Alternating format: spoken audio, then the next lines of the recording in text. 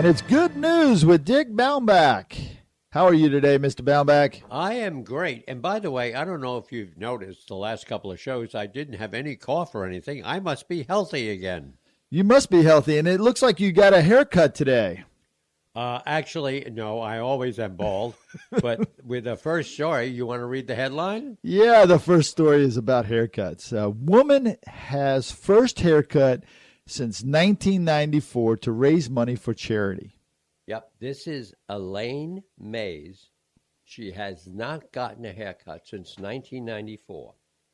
But because of the sake of charity, she had 55 inches of hair cut off her head, and it raised $3,000 for cancer research in England.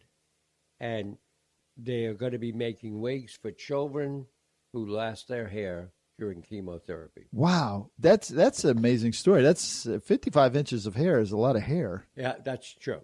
And since I have zero and you have a lot more than I do. You know, when I was in the military,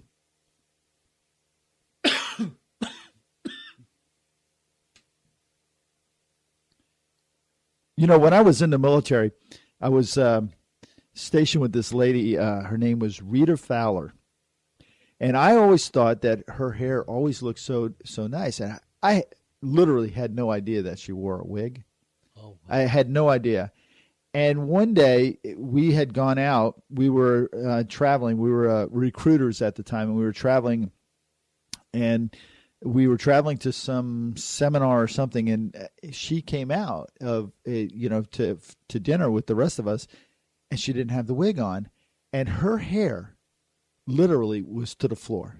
Oh, it was. God. She had not had her hair cut since she was like 6 years old, and it was like, I don't know how she got it all up into the wig. Wow! But it was amazing, and she would not cut it. And I often wonder, when I saw this story, I wondered, what's her name? What's this woman's name?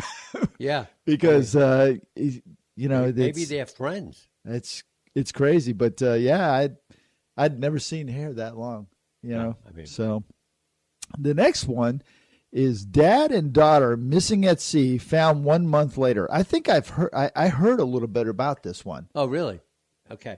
Well, this happened. It was an international search, and Alan Langdon and his daughter Qui, it came to an end. They had a damaged yacht, and they had left from New Zealand just for a small trip, and suddenly the boat's rudder got damaged, and Alan is literally he knows about sailing, so he decided to float with the sea as the tides moved rather than try and go back. Well, it pushed them over to Australia. Wow. And the family thought everything was done. Yeah. And he called from Australia and said, "We're safe." Wow.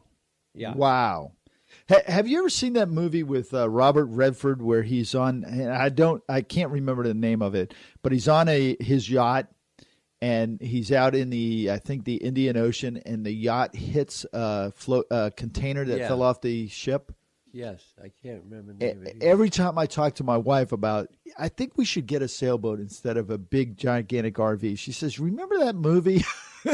Yes. And it's like, I can feel the water and, taking the breath. And I think at the end, it leaves you kind of hanging, Well, and also remember the Tom Hanks one.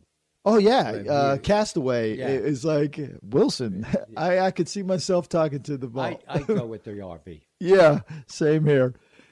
The next story you have is couple gives back to homeless man who offered his coat in the cold. This is just dumbfounding to me. It's like it was to me too, Jeff. When I first saw this story, this is Charlotte Ellis and her boyfriend Taylor Walden, and they went out for a few drinks in Covent Garden, London, and on January 4th. And they were returning from a night out when they missed their train home to Essex. And the next train would not be there for 4 more hours. Wow. And it was very, very cold. Well, all of a sudden, Charlotte hears a voice from behind her. A homeless man named Joey says, "Here, I'll give you my coat so you can be warm until the train comes." But they're like, "Whoa." Well, they started talking to him, and he was said, "Well, I just saw you were really cold, so I'll help you out." They turned around, took him to their house, put him up for the night, found him a job, found him clothing, and they wanted to pay it back. And Wow. Joey is still like, he can't believe, but he was just being Yeah, that just shows that there are good people in the world. right. You know, have you seen the video of the young boy in New York City on the street? It's in the middle of the winter, and he is literally just shivering like uncontrollably, so cold, and he's asking people when they go by for anything to help warm him up, and nobody stops. And this goes on for about 4 or 5 minutes in the video itself, and nobody stops.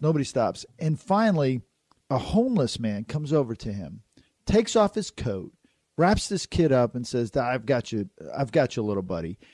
And only when that happened did anybody else even consider to stop.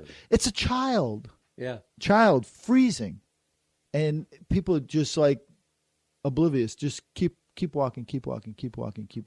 I could not pass somebody that was that cold. Well, you know, it's interesting. When our son was at American Music and Dramatic Academy in New York, one of the assignments they had to do was they had to perform as a street beggar on the street. And he said that was one of his hardest things that he ever had to do. Yeah. Because he knew he wasn't, but most people walked right by. And then some people just said, "Here." Yeah. You know, there's another one where he's a world famous violinist, and he dresses as a bum, and he's sitting on the street playing the violin, and nobody comes by. Nobody gives him any money, nothing.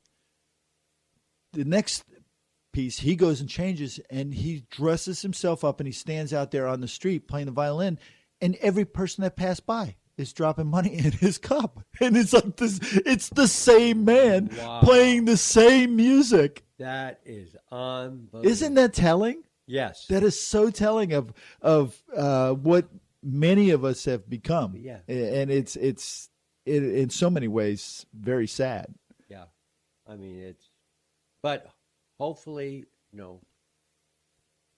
we're in another era right now. Let's see what happens. We are. And speaking of other eras, this is a story about a man that could probably share a lot of these kind of stories with us.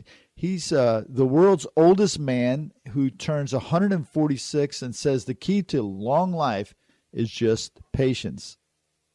This is Maha Goto, an Indonesian man, and they've now verified he was born December 31st, 1870. Holy smokes. And the local government has confirmed that, and now they're getting a third party to verify it, and so he can get the Guinness Book of World Records. But he has lived 24 years past the current record set by a man from France who has lived to be 122. But this gentleman, he has outlived 4 wives, 10 siblings, and all his children. And wow. But they asked him, what keeps you going? His patience. It's like, but 146. That's it. It's amazing. 146. I had a great grandmother that lived well into her hundreds, and it's debated whether it was 109, 110. And my grandfather was 96, and we had other ones that were well into their 90s. And I'm sitting thinking, I've got to have patience to make it that far. Well, you do have to have a lot of patience. Well, I mean, I'm waiting for the end. No. But I mean, at 100, when I saw that story, and decide to use it. 1870, that's 5 years after the end of the Civil War. Yeah, it's amazing, isn't it? It's just like... And what he has, I mean, I'm sure he hasn't seen, but think about what he's seen. There was no electricity. Right. There was no phones. No cars. No No cars. nothing. Yeah. You know, It's amazing story.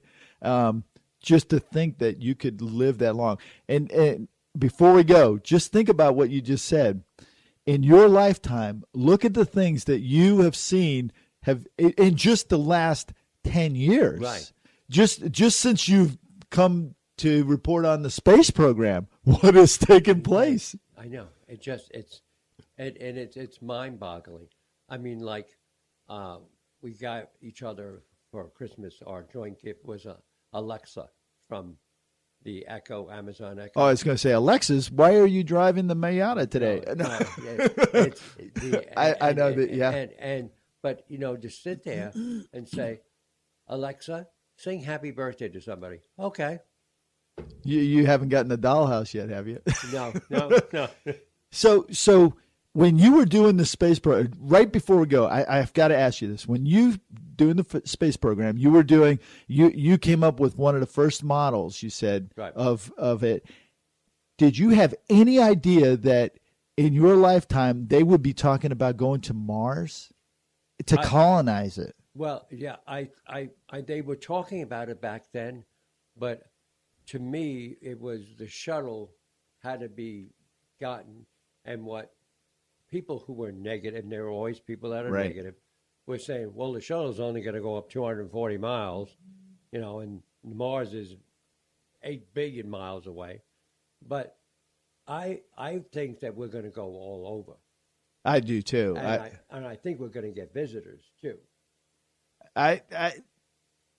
I'm not going to commit to that just yet because they might already be here. I don't know. That's like me. Some of the people that you meet, you got to wonder, what world are they from? So what a great show. Thank you so much, Mr. Baumbach, for bringing us the good news, and have yourself a great day. You too. Take care. Take Talk to care. you next week.